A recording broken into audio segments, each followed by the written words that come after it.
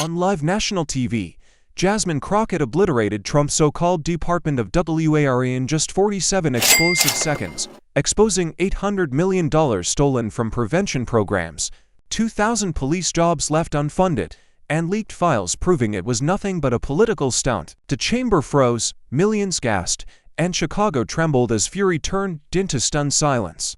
Her words didn't just challenge a president, they tore open the soul of American democracy.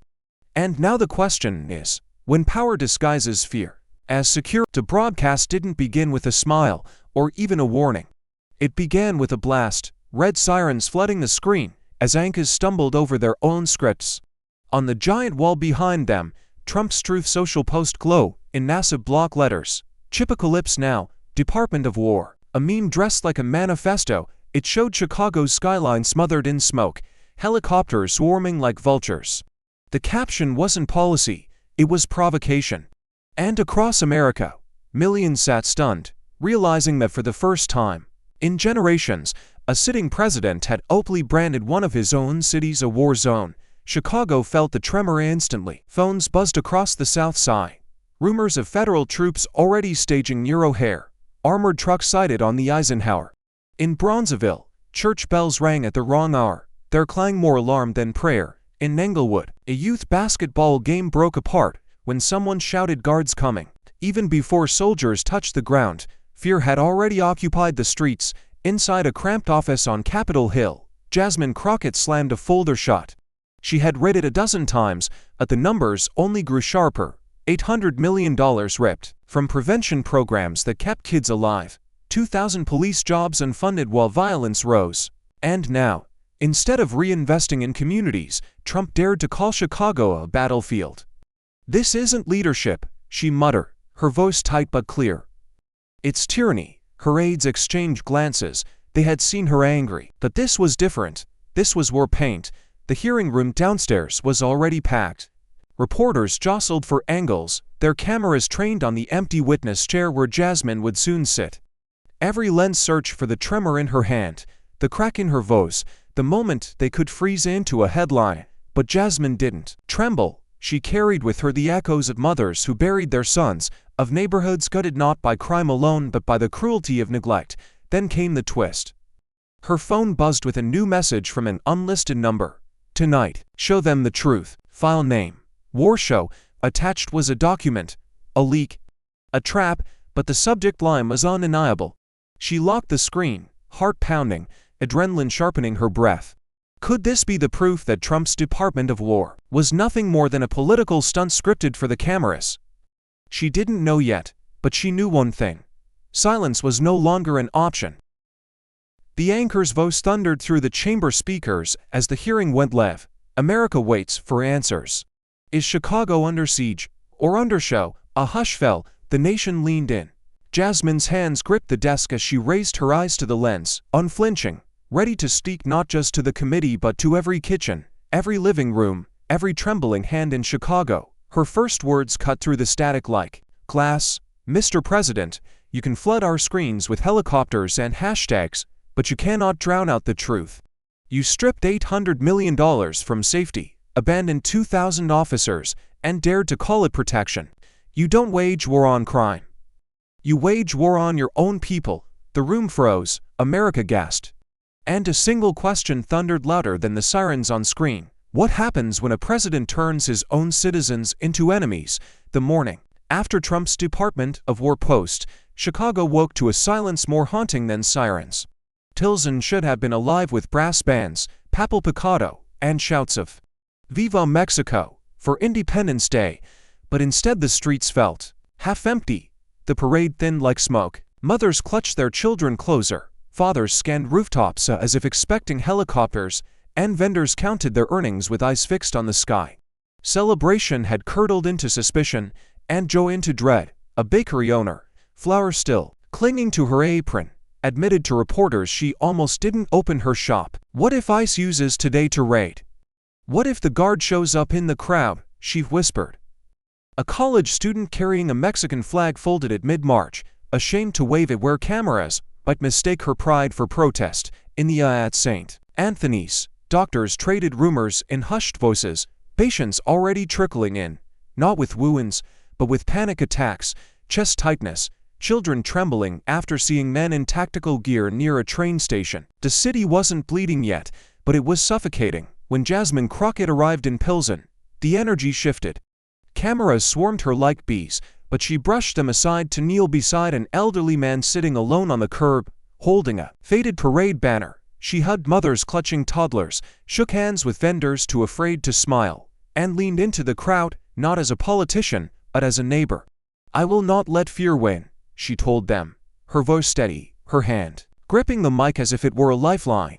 "Chicago is not a battlefield. You are not enemies. You are the soul of this country." Her words cracked through the heavy air, and for the first time that day, some people dared to breathe deeper. Yet behind the fragile applause lurked questions no one dared voice aloud. Was Trump's meme just bravado, or were convoys already rolling in the shadows? What did that leaked file on Jasmine's phone really contain? Was today the calm before a stage storm? The tension in Pilsen wasn't just about what was said, but what was about to happen. The city stood in suspense, each heartbeat bracing for the next headline, the next order, the next humiliation. The cameras captured a city trembling yet unbroken, a leader rising from its streets of both fury and tenderness.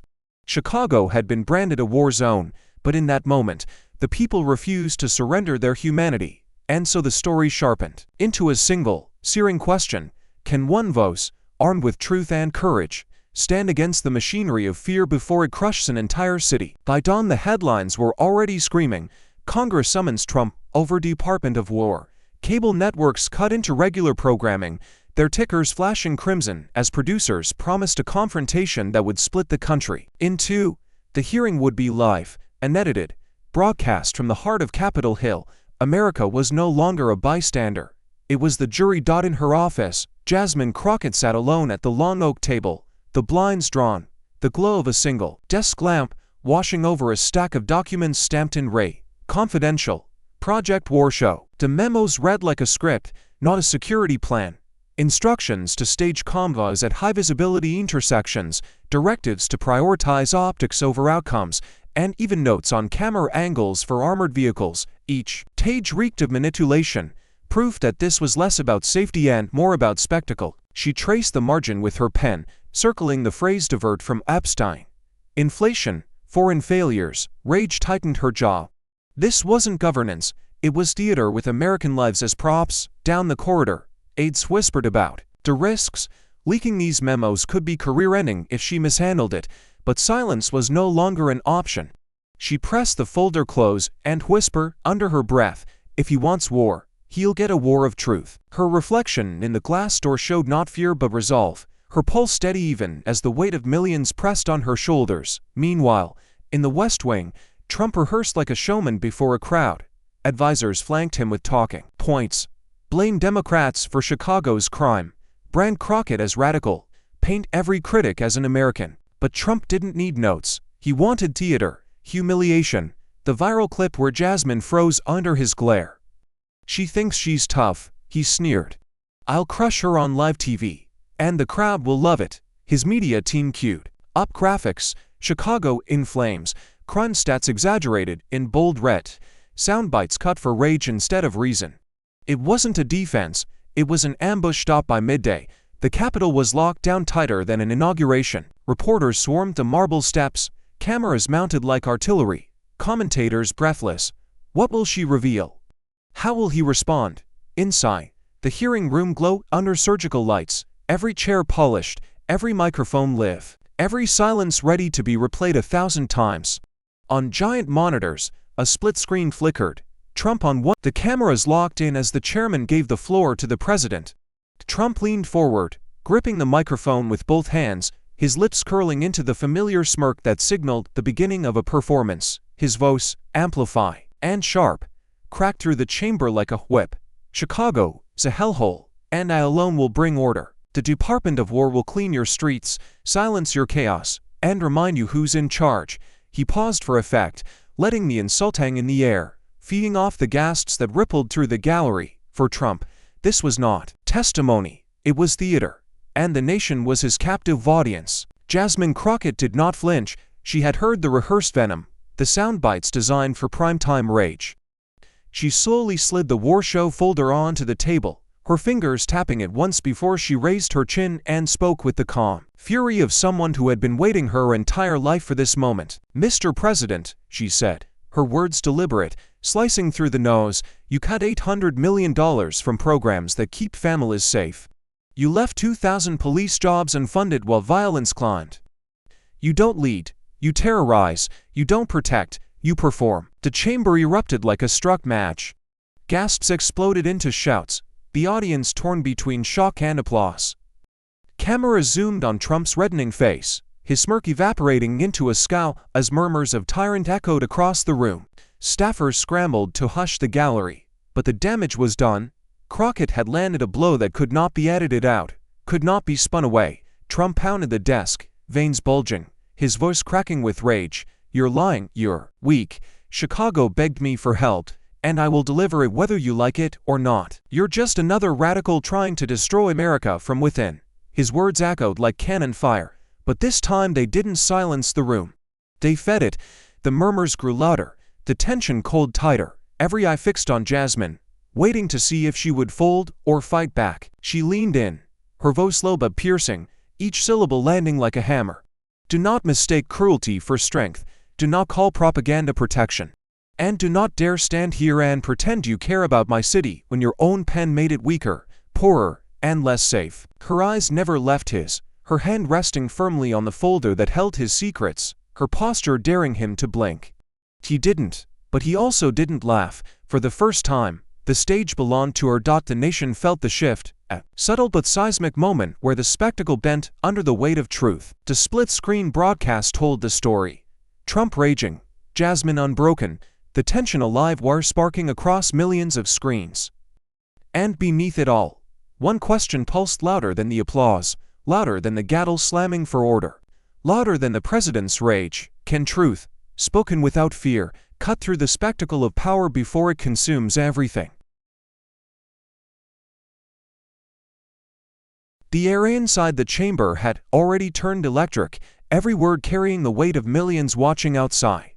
Trump leaned forward, his voice dripping contempt, spitting each syllable like venom. "You're clueless, Crockett, weak, lightweight with no idea how the real world works.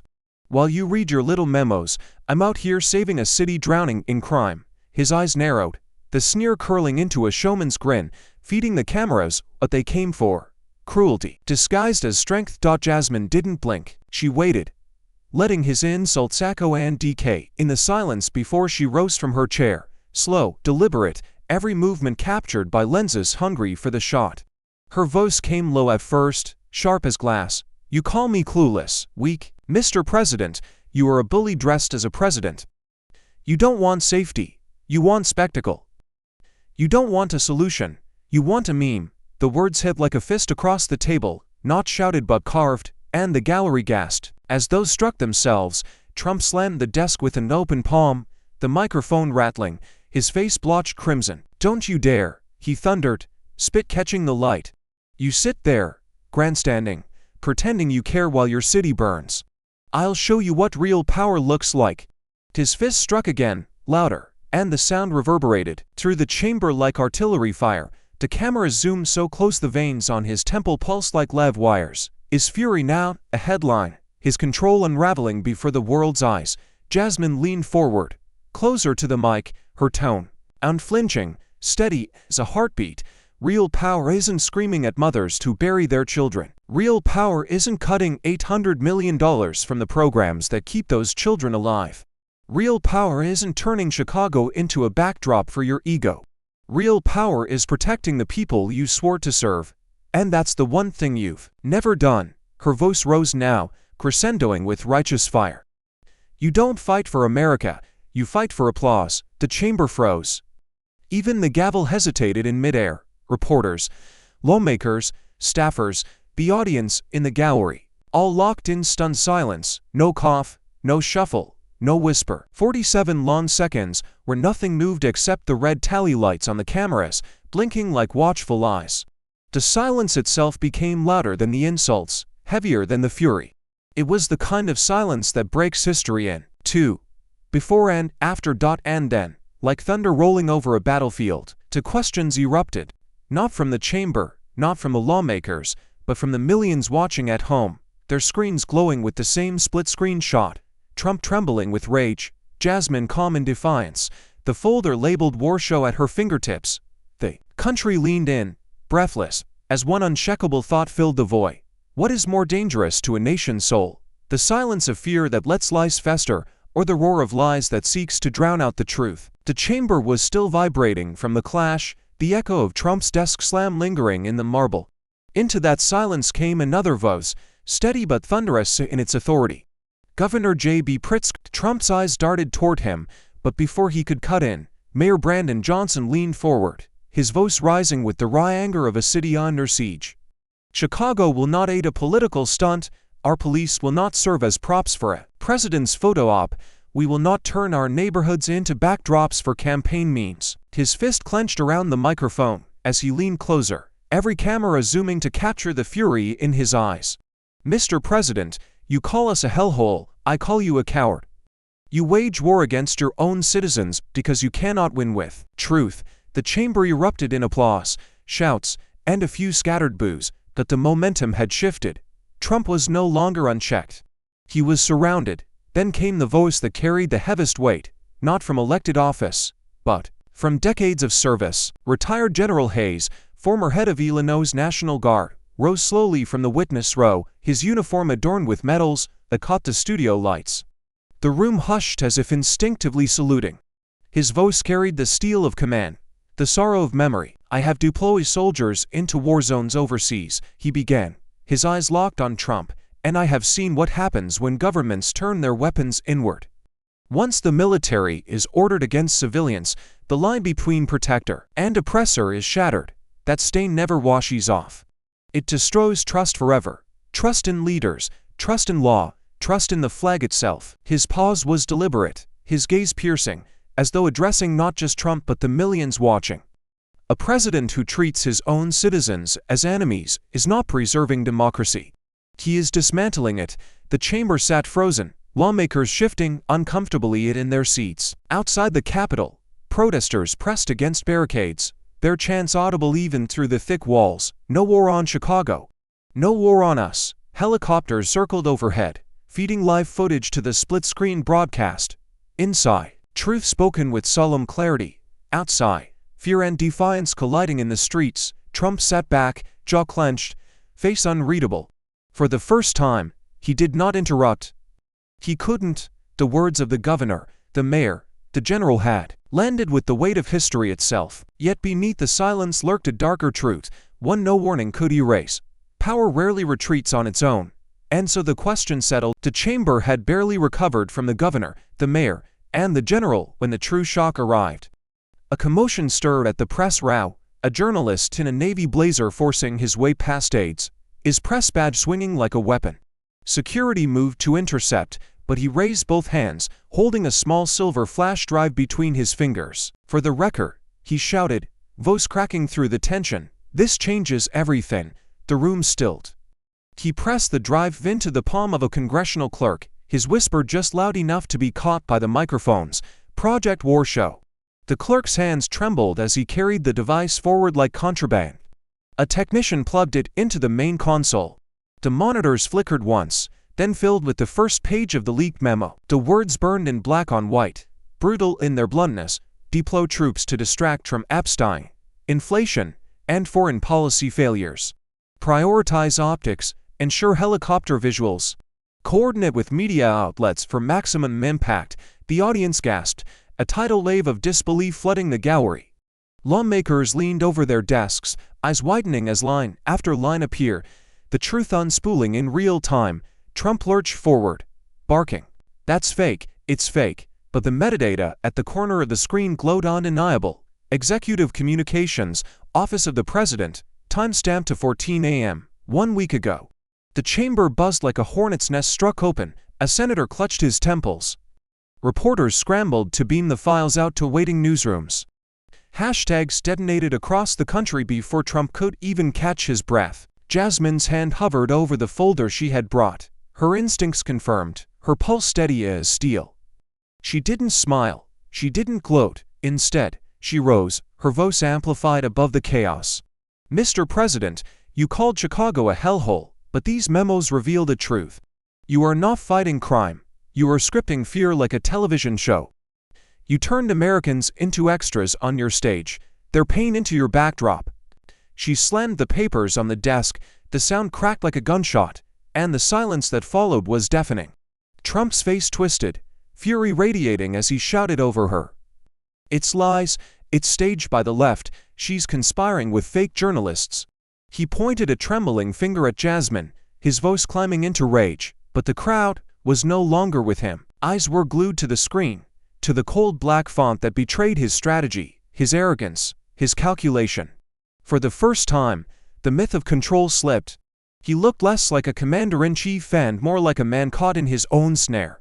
Outside, protesters' chants grew louder, now synchronized with the revelations, "No war show, no war show." Their voices penetrated the chamber walls, merging with the gasps and whispers inside, creating a rhythm of resistance too strong to mute. The gavel banged, the chairman shouting for order, but it was too late. The story had already escaped these walls, racing across screens, seeding outrage in every household. And as America stared at the evidence that their president had choreographed chaos for ratings, one question became a blade pressed against the heart of the nation. What happens when power is caught scripting fear like a TV show, and millions discover they were cast as its unwilling characters? The chamber had become a furnace, heat radiating from the leaked words still glowing across the monitors. Jasmine Crockett rose slowly, not with haste but with the deliberate gravity of a prosecutor ready to deliver the final blow. She opened the memo, her voice slicing through the restless noise. "Priority. Helicopters. Priority. Armored vehicles. Priority. Meme war room." Each phrase landed like a hammer, echoing off marble and reverberating in the silence of those who knew they were watching history. Gasps erupted, senators shifting uncomfortably, journalists scribbling furiously, cameras zooming so tight that the sweat on Trump's forehead glistened under the lights. His face twisted, his fist slammed down, his work cutting across the chamber. "Fake news. Fabricated garbage. A witch hunt cooked up by my enemies." His voice cracked as he shouted, but the technician calmly highlighted the metadata in the corner of the screen. The timestamp glowed undeniable, signed from the executive office, verified beyond denial. A ripple of shock shot through the gallery. Trump's fury now looked less like defiance and more like desperation. Jasmine stepped closer to the microphone, her eyes locked on him with the precision of a surgeon. "You can scream fake news all you want, but the evidence doesn't lie. These are your words, your orders, your stage directions for chaos. You didn't send troops to protect, you sent them to perform." She raised the folder high, then slammed it on the desk with such force the sound cracked like a gunshot, jerking heads up across the chamber. "This is not protection. This is propaganda. And the American people are not your extras." The chamber detonated into pandemonium, reporters shouting over one another, flashbulbs firing, lawmakers demanding order. The gavel slammed, but the noise drowned it out. Outside, the chants of protesters, "No war show, no war show," bled into the broadcast, their rhythm fusing with the chaos inside, until the chamber felt less like a hearing and more like a battlefield of words and revelations. Trump lurched to his feet, pointing a shaking finger at Jasmine. "You are the liar, you are the fraud, you're destroying this country with your slander." But his voice was drowned beneath the tidal wave of her reply, her tone booming, righteous, unshaken. "No, Mr. President, you're destroying this country with your lies. You have weaponized fear, hijacked trust, and treated citizens as pawns in your hunger for power. That ends here. Tonight, the mask has been ripped away." The split-screen broadcast captured the contrast so stark it seared itself into memory. Trump red-faced, veins bulging, shouting incoherently, while Jasmine stood resolute, her hand on the incriminating documents, her voice carrying not just through the chamber but through the conscience of the nation. For a breathless moment, America saw not a clash of politicians, but a war between truth and deceit, courage and corruption. The cameras panned slowly across the stunned faces of lawmakers, across the clenched fists of citizens outside, and finally back to Jasmine, who stared down the man across from her with the unflinching gaze of someone who had already won the moral battle. And as the silence settled like ash after an explosion, One question blazed hotter than any accusation. Will the truth, now undeniable and unmasked, finally corner the bully who mistook fear for power? The fallout was instant. Even before the gavel struck to suspend the hearing, the nation's pulse had already shifted to the streets and the screens. Twitter, TikTok, Instagram, every feed erupted like a breached dam. Hashtags surging to the top in a matter of minutes. Hashtag no Department of War. Hashtag Project Wars How. Hashtag Truth vs Tyranny. Clips of Jasmine slamming the memo on the desk loop endlessly, cut with captions that screamed propaganda exposed and 47 seconds of silence. Cable anchors replayed the footage on split screens with crowds chanting outside the Capitol, the sound of democracy fighting to be heard over the roar of lies. Chicago burned with voices, not flames. Thousands poured into Pilsen, Little Village, Bronzeville, waving flags, banging pots, holding signs that cut sharper than any speech. Invest in us, not in war. We are not your extras. A crowd of students marched from UIC to City Hall, their chants pounding like a heartbeat. Books not bullets, futures not fear. The city that Trump had branded a hellhole rose instead as a chorus of defiance, unafraid, unashamed, unwilling to be staged. From the at St. Anthony's, doctors and nurses in scrubs joined in, holding handwritten placards smeared with ink and exhaustion. $800 million could save lives, not by soldiers. From grocery stores, from firehouses still reeling after ICE raids, from classrooms stripped of resources, ordinary people lifted their voices, raw and unfiltered. The fear that had settled like fog after Trump's post was now pierced by a collective fury, citizens refusing to let their reality be scripted into someone else's political theater. The protests spread beyond Chicago. In Los Angeles, where the Guard had been deployed months before, crowds swarmed City Hall chanting no more war shows. In New York, a candlelight vigil turned into a rally when speakers read aloud the leaked lines. Priority. Helicopters. Priority. Meme war room. The absurdity of it, the arrogance, struck people like a slap, and laughter twisted into rage. By nightfall, the White House fence was lined with demonstrators shouting, "Who's next? Philadelphia, Atlanta, us." Back inside the chamber, Jasmine watched the live feeds flicker on aides' phones. Her voice had ignited something far bigger than her own confrontation with Trump. It had lit a fuse running straight into the streets of America. The roar outside carried through the walls, mixing with the hum of cameras still recording every flinch and glare. She whispered to herself, almost inaudible, "This isn't about me anymore. It never was. This is about all of us refusing to live inside his lie." For a moment, the emotional high gave way to a sobering truth. Outrage was undeniable, but history had shown that outrage alone was not enough. Anger could be drowned, protests could be ignored, hashtags could be buried. The machinery of power was still grinding forward, relentless, armored, hungry.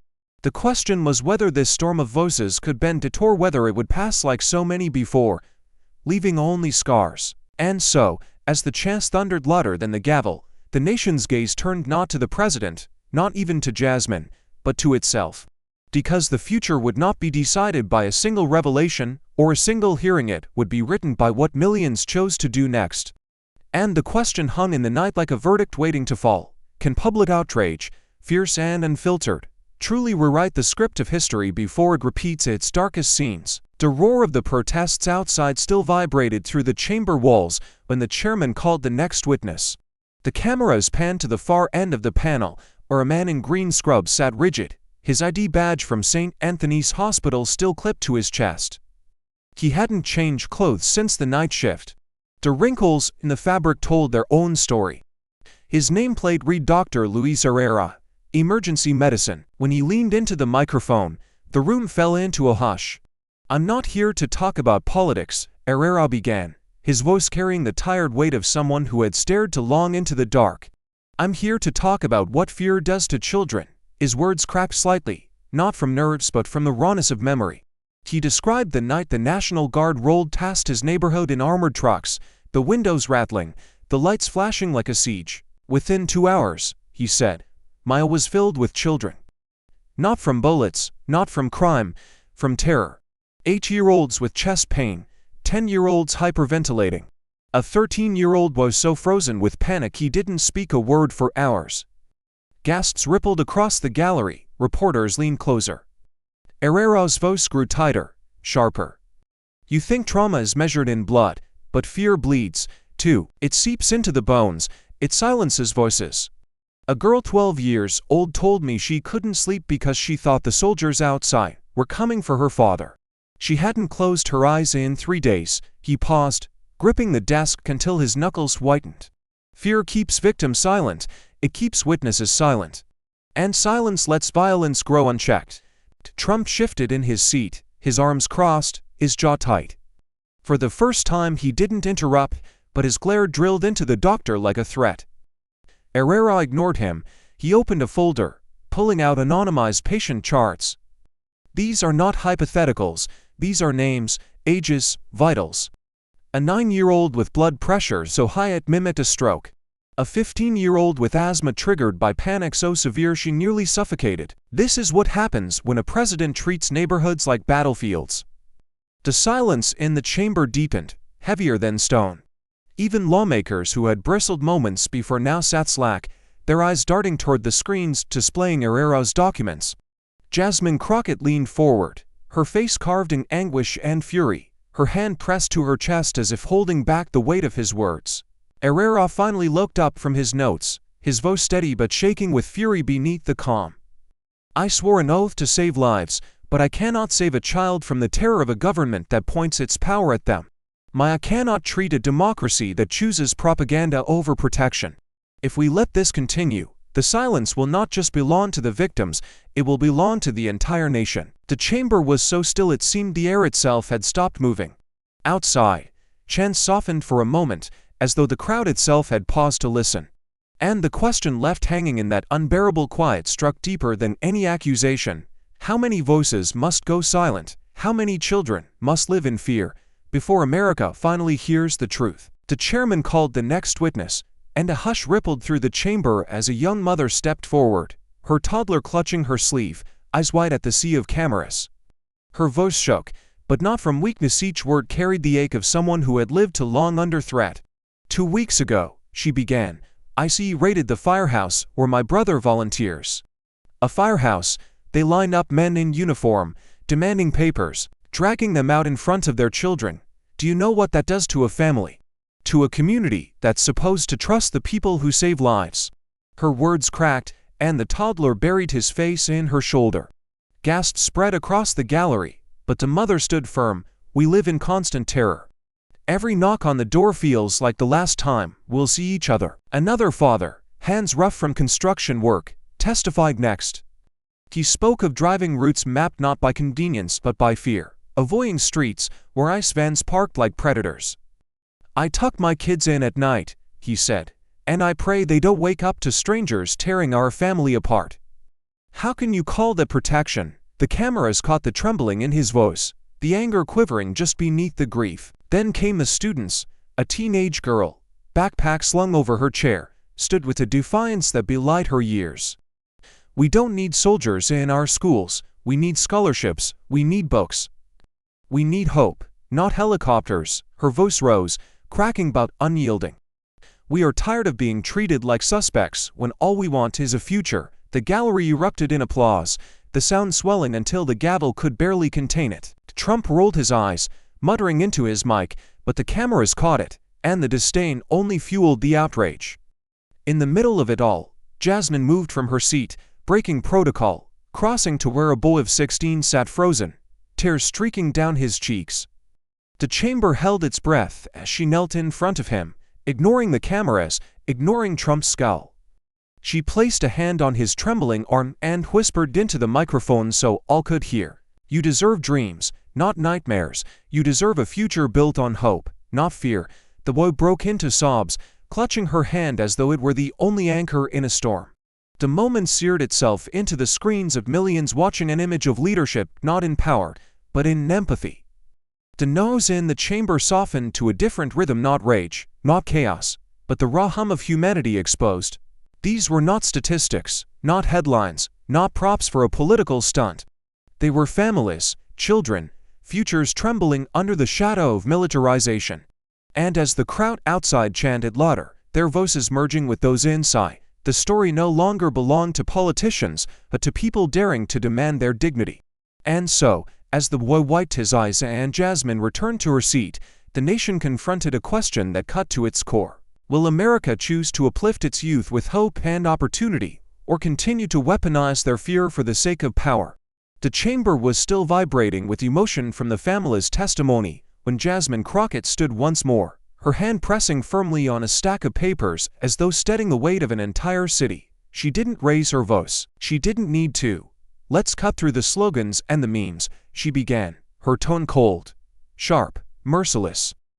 "Let's talk numbers, because numbers don't lie."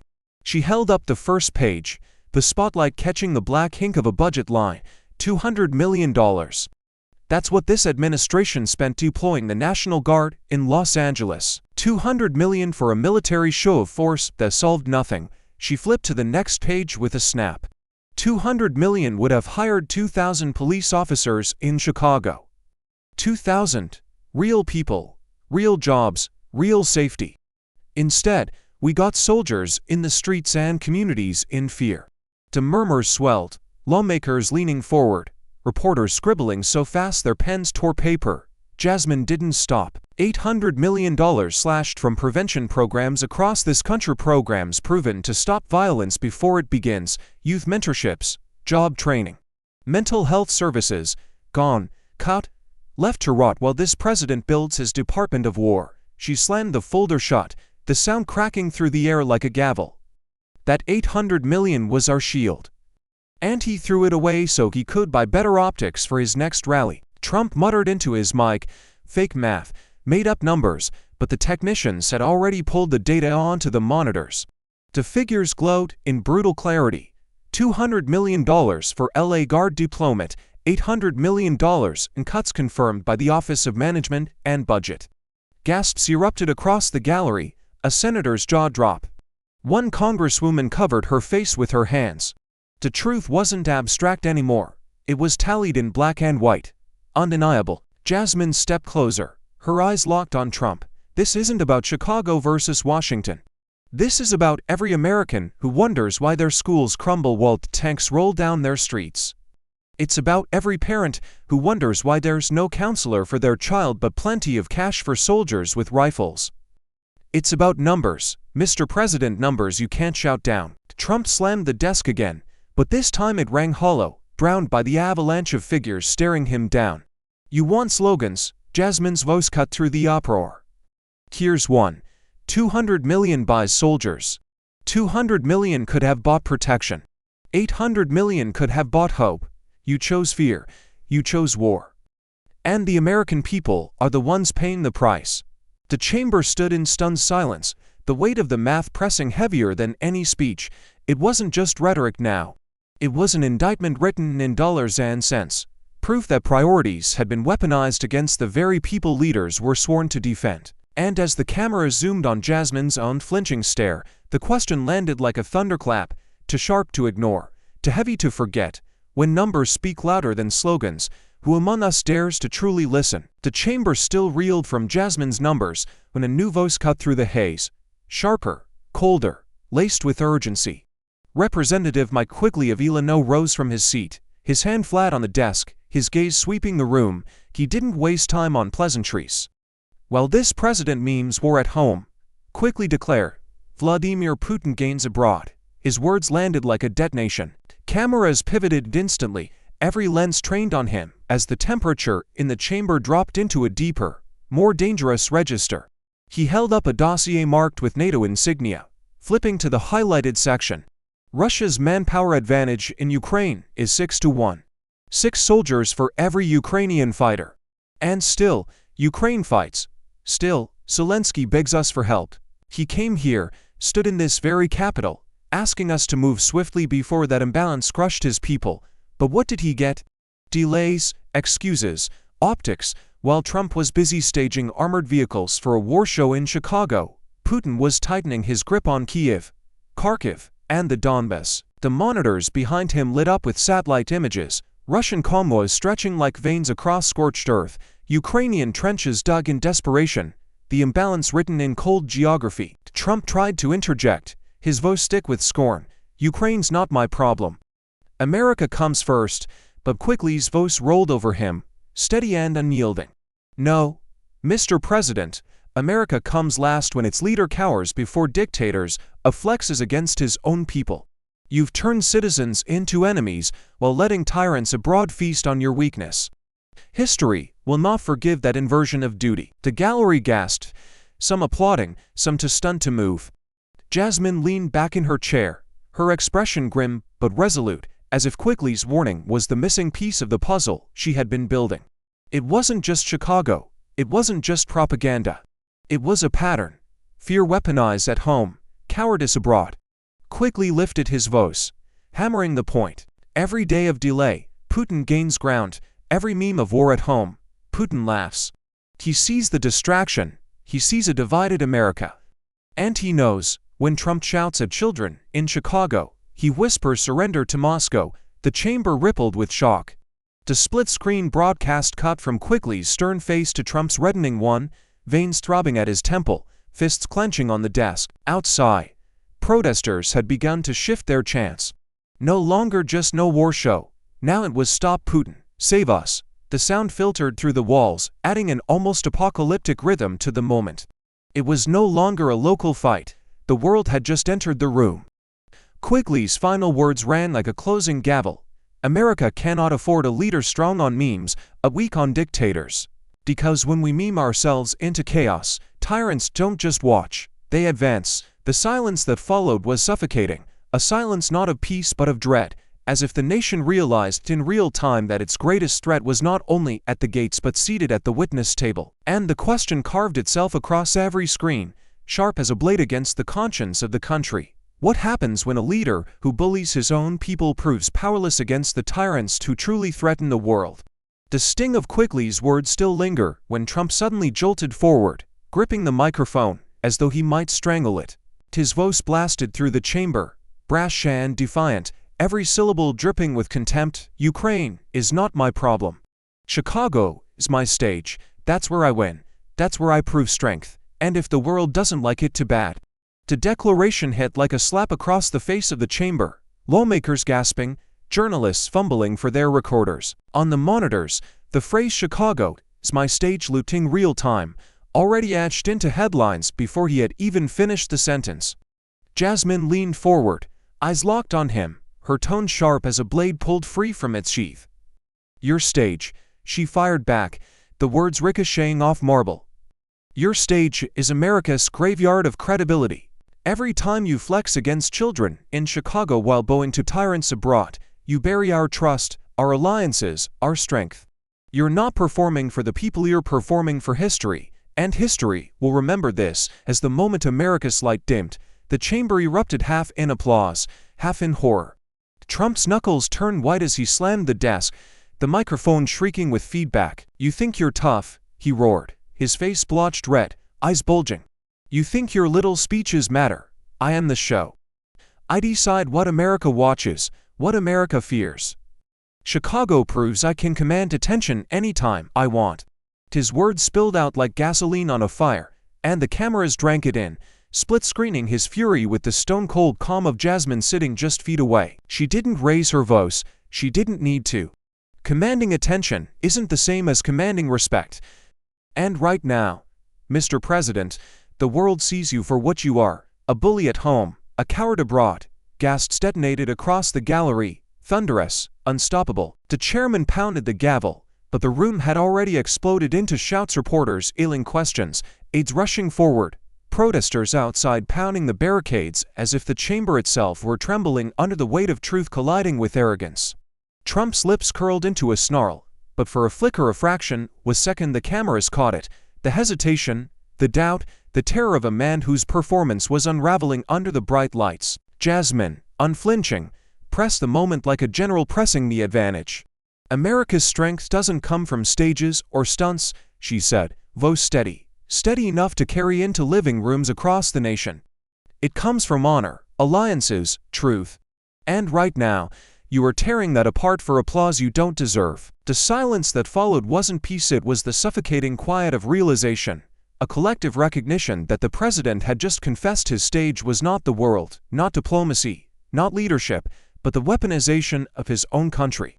The split screen told the story clearer than any headline: a leader consumed by his own theater, and a congresswoman unafraid to tear the curtain down. And as millions leaned closer to their screens, breath caught in their throats, one question cut deeper than the gavel, sharper than the fury, impossible to ignore. Can America remain strong abroad when it tears itself apart at home, letting its enemies watch the show? The echoes of Trump's defiant words had not yet faded from the chamber when the outside world struck back. Within hours, the statements poured in measured, clipped, but cutting like blades. The Secretary General of NATO, his voice shaking with restrained fury, declared on live broadcast, "America's credibility as a defender of democracy has been gravely undermined. If a president declares his own city's battlefields, how can our citizens trust American leadership abroad?" Across Europe, leaders echoed the sentiment. In Berlin, the German Chancellor warned that trust, once broken, cannot be restored with slogans. In Paris, the French president stood before cameras and asked bluntly, "How can America defend Kiev if it is waging war against Chicago?" The humiliation was global. Screens across the world replayed Trump's chilling declaration, "Chicago is my stage," subtitled in German, French, Spanish, Japanese, the phrase echoing like a confession of collapse. Allies did not hear strength, they heard theater. They saw not a president, but a man obsessed with attention, willing to sacrifice his own people's safety for applause. Markets dipped. Diplomats whispered about contingency plans. For the first time in decades, whispers of a post-American order spread in foreign ministries. And then came Putin. The Kremlin staged his address with deliberate malice, golden curtains behind him, his lips curling into a predator's smile. "America," he said, pausing for effect, "is waging war not on Russia, not on China, but on Chicago." The chamber in Moscow laughed. The clip replayed endlessly across Russian state TV. "Their president sends troops to terrify his own people while we advance abroad. This is the death of their credibility. The world no longer fears America, it pities it." His words struck deeper than missiles. Across NATO capitals, silence followed, the kind of silence born not of doubt, but of shame. Back in the chamber, Jasmine gripped the edge of her desk, her knuckles white. She had fought Trump's propaganda, but the sting of humiliation abroad hit differently. It wasn't just about Chicago now, it was about the very idea of America. Quickly rubbed his temples, muttering, "This is how empires collapse, not with bombs, but with laughter." The journalists knew it too. Headlines lit up in real time. Putin mocks Trump's war on Chicago. NATO questions U.S. reliability. Trump, of course, smirked, mistaking infamy for dominance. "See?" he barked, "even Putin is watching. I control the show," but the cameras betrayed him, the beads of sweat on his forehead, to tremor in his jaw. His control looked less like strength and more like unraveling. The chamber descended into a heavy quiet, one heavier than the fury and outrage before. This was not just about America's safety anymore, it was about its place in the world, its very soul. Allies were doubting, enemies were mocking, and democracy itself was staggering under the weight of one man's theater. And so, as the gavel struck to adjourn the day's session, the question lingered across every capital, every newsroom, every living room tuned into the broadcast. How long can democracy survive if its beacon dims, and the world begins to believe the light has already gone out? The chamber was already straining under the weight of humiliation abroad, when the chairman leaned forward, his voice steady, his question surgical.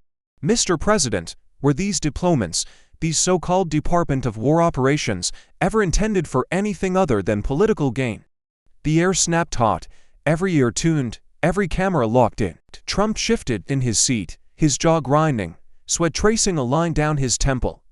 For a moment he looked cornered, and then, like a man daring the world to stop him, he exploded, "I do whatever it takes to win."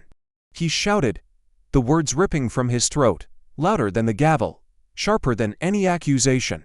The chamber recoiled as if struck by a physical blow. Gasps ricocheted across the marble, reporters dropping pens, aides slapping hands over their mouths.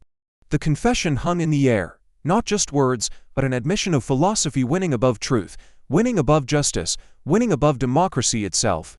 Jasmine Crockett rose slowly, her voice controlled but pulsing with fury. "You just admitted your war is not against crime, not against corruption, but against democracy itself." Her finger pointed across the table, unwavering, as if she were placing him on trial before the nation. Every tank in our streets, every program you cut, every child you left in fear, it was never about safety. It was about you, about your power, about your obsession to win, no matter who loses. Trump's face twisted, his fist slamming the desk, but the damage was done. The broadcaster played his words in a merciless loop. I do whatever it takes to win. Commentators whisper even as they type. This was the soundbite that would defy him, the one history would etch in fire. The crowd outside erupted, their chants rising like a tidal wave. Not in our name, not in our name. The chamber's walls vibrated with the rage of a nation that had just heard its leader confess. For a moment, time itself seemed to stop. Trump's chest heaving, Jasmine's glare unyielding, the entire country suspended in the silence after the explosion. It wasn't just a gaffe, it was revelation. And as the cameras panned across dumb lawmakers and citizens alike, the question pulsed like a warning siren into every living room. What happens when a tyrant exposes himself on live TV, and the world can no longer look away? The chamber still quivered from Trump's outburst, his words, I do whatever it takes to win, burning across every screen like a scar. Jasmine rose, her chair scraping against marble, and turned not toward him, not toward the lawmakers, but straight into the unblinking eye of the camera. Her voice came low at first, sharp with clarity, each word measured like the strike of a drum. America, tonight we draw the line. No more fear as policy, no more power as theater. No more lives turned into props for one man's obsession. The chamber hushed, every lens closing in, capturing her as if history itself demanded the shot. She spread her hands wide, not in pleading but in command. This is not about Chicago alone. This is not about left or right. This is about the soul of a country that has bled to long from lies dressed up as strength. Tonight, we say enough. Tonight, we remind the world what true courage looks like. Outside, the chant shifted, swelling into a single roar. Phones lit up, hashtags detonating across feeds with the force of an earthquake. Hashtag Crockett for justice. Hashtag no more fear. Hashtag line in the sand. In real time, the tide of outrage transformed into a tide of hope, voices multiplying, amplifying, refusing to be drowned. The protesters' roar bled into the chamber microphones, merging with Jasmine's words until the sound felt less like noise and more like a heartbeat, unifying and defiant. She stepped closer to the desk, her eyes blazing, her tone soaring to a crescendo. Mr. President, you built your stage on fear. But tonight, the American people tear the curtain down. We are not extras in your show. We are not pawns in your war. We are the story, and we will write its ending not with your fear, but with our justice. The chamber erupted, applause crashing like thunder, even as Trump seethed, his face a mask of rage and disbelief. The camera lingered on her, framed by the chaos, by the chants outside, by the gavel hammering in vain to restore order. Her voice carried above it all, the final words cutting through the roar like a beacon through smoke. A single voice can spark a fire, but only a nation can keep it burning. The question is, will you, the people, ignite it now?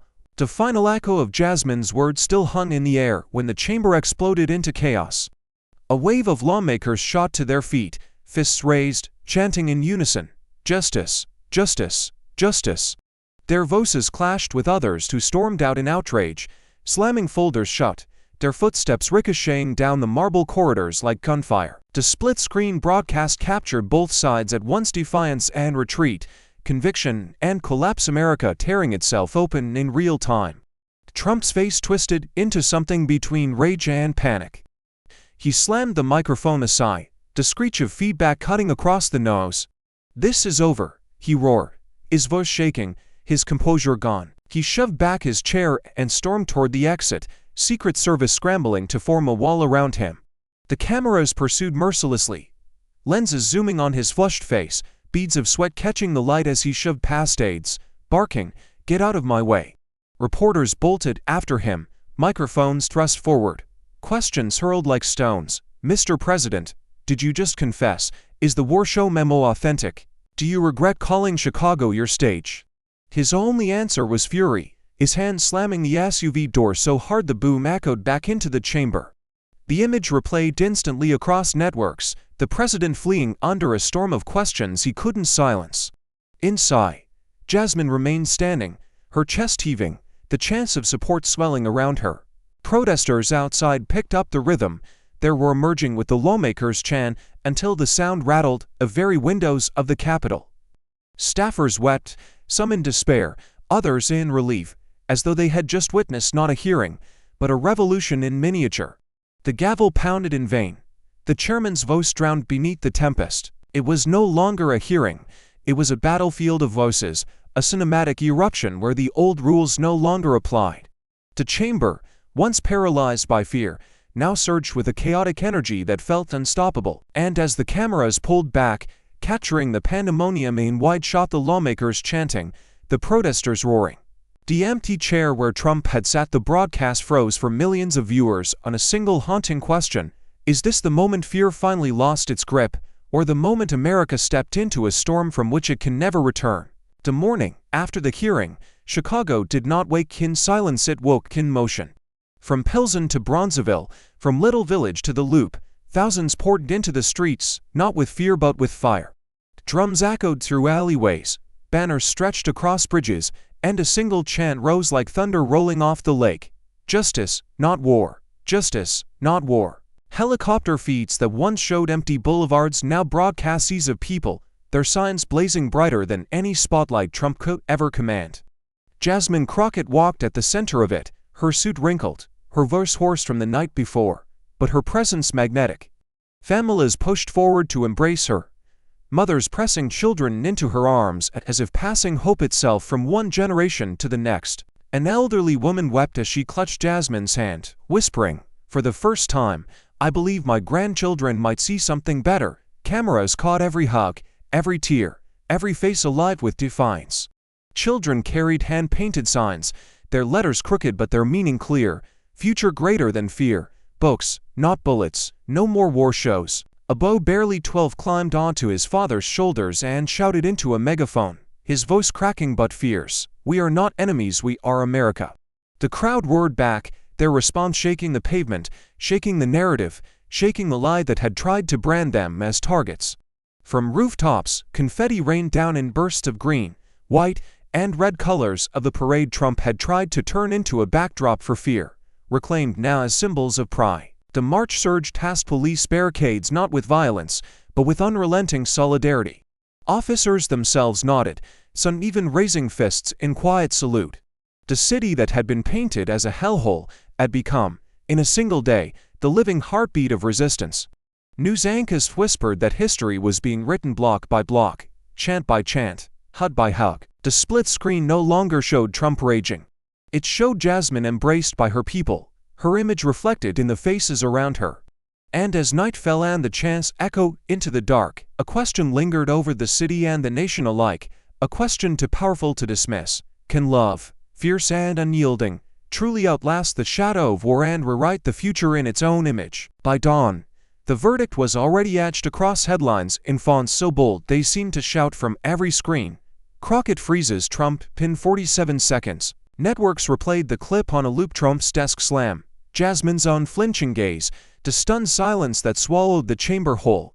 Commentators dissected every frame, analysts leaning forward with gravitas. This, one declared, his voice trembling with conviction, was her defining moment. A line drawn in history, a reminder that courage can silence even the loudest tyrant. Editorials flared across newspapers coast to coast. The Chicago Tribune called her the conscience of a city weaponized for theater. The New York Times wrote, in 47 seconds, Jasmine Crockett revealed a hollowness of a presidency built on spectacle. Even outlets once cautious of her name admitted the obvious. She had crossed from congresswoman to symbol, from politician to warrior. On the streets, murals began to bloom almost overnight. In Pilsen, a wall once scarred by graffiti now bore her likeness, microphone in hand. Flames of truth behind her, the words justice, not war splashed in crimson. Children pressed their palms against the paint, mothers took selfies, fathers lifted sons on their shoulders to point and whisper, "Remember this face." This is what courage looks like. Inside think tanks and universities, debates erupted about leadership itself. Was it the capacity to dominate, as Trump boasted, or the willingness to defend, as Jasmine had embodied? Analysts argued late into the night, but outside, the people already had their answer. Her name trended not just as a hashtag but as a rallying cry. #Crockett for Justice. In living rooms, families replayed her words for their children, teaching them that defiance could be honorable, that strength could come from truth, not fear. Veterans wrote letters thanking her for protecting the meaning of service. Clergy invoked her in sermons, comparing her fire to prophets who once stood before kings. And as America caught its breath in the aftershock, the narrative crystallized. Trump had built a stage, but Jasmine had stolen the spotlight and turned it into a torch. The world now weighed a question bigger than politics, bigger than the moment, a question history itself would judge. What truly defines a leader? Power seized in arrogance, or people defended in courage? The chamber lights dimmed, the echoes of chants still pulsing through marble and glass when the narrator's voice rose above the footage. It was calm, deliberate, cutting through the noise with the weight of truth. A warrior for justice is not measured by enemies defeated, but by lives defended. The camera drifted from the empty chair Trump had abandoned to Jasmine Crockett walking slowly through the Capitol's corridors. No podium, no script, just her and the people who stopped her with trembling hands and tearful eyes. She clasped the calloused hands of janitors still sweeping marble floors, thanked nurses in scrubs stained from endless shifts, hugged students clutching signs still damp from the march. Their gratitude wasn't staged, their smiles were props. They were the living proof of what her defiance had awakened. Each handshake lingered, each embrace carried the same message: you spoke for us when power tried to silence us. Outside, cameras captured the aftermath, murals blooming, chants echoing into the night, candles flickering on courthouse steps across the country. Chicago's skyline glowed, not in fear, but in resilience. The city that had been branded a stage for war had rewritten itself as a beacon of solidarity. The narrator's voice sharpened, a blade turned outward toward the audience. If tyranny can rise in 47 seconds, what will you do with your next 47? The question hit harder than any slogan, searing across screens, impossible to ignore. The image froze on Jasmine's hand, clasped with that of a trembling teenager, his face streaked with tears, but lit with hope. The message landed with finality. This wasn't just about Jasmine versus Trump, Chicago versus Washington. It was about courage, democracy, solidarity. About the choice between silence and action, fear and defiance. And as the video's final frame faded into black, bold words flared across the screen. Courage is contagious. Democracy survives when you defend it. Share this story, reflect, stand up. For a heartbeat, there was only silence. Then the roar of comments, shares, and voices surging across platforms, turning reflection into movement, outrage into solidarity. Because this wasn't just a hearing anymore, it was a call to arms of the heart. And history's question now belonged to every viewer. What will you do with your next 47 seconds? This story reminds us that courage is not about who shouts the loudest, but who dares to stand firm when truth is under attack. Jasmine's defiance shows that integrity can silence fear, and that leadership means protecting lives, not chasing power. In our own lives, we face moments big or small where silence feels easier than resistance. But every choice we make shapes the world around us. When fear tries to script your story, will you stay silent or will you choose to speak up for justice? Thank you for watching until this moment and for standing with us on this journey for justice. Your support means everything. Like, subscribe, and turn on notifications so you never miss what's next. And we'd love to hear your thoughts. Leave a comment below and let us know what moved you most in this story. Together, our voices make a difference.